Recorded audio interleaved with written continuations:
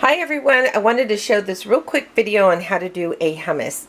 I think I've done a video, I'm not too sure. I've already started a batch with some sweet potatoes. Sweet potato hummus has been one of my favorites. This is my green hummus. I know it looks yummy, but it's absolutely delicious. I put spinach in it, I put herbs, some cilantro, and some basil, and some lime.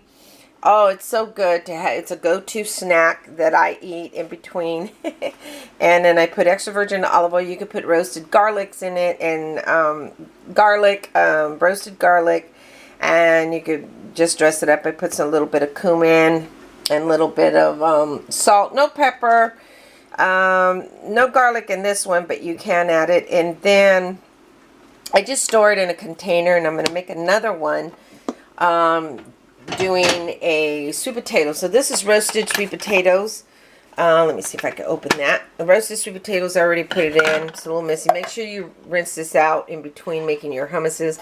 I use some chickpeas or some garbanzo beans, and I reserve the liquids. I like to reserve the liquids because you can actually fluff them up, and if you want to make an eggless souffle or eggless, you'd be surprised what you could do with the liquids. So anyways, so I have the garbanzo, and it's got a little bit of salt, but it still needed a little bit more salt for flavor. And then I roasted the sweet potatoes with some smoked paprika, cumin, a little bit of chipotle, and then I'm going to add a little bit more of the comino and the smoked paprika, a little touch of salt.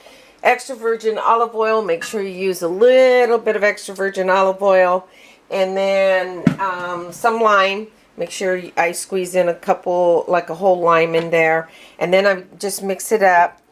And then there you have it. You have this nice hummus. You can serve it with carrots, carrot sticks, celery sticks, and some bell peppers. You know, get some real colorful bell peppers. And this makes a great appetizer.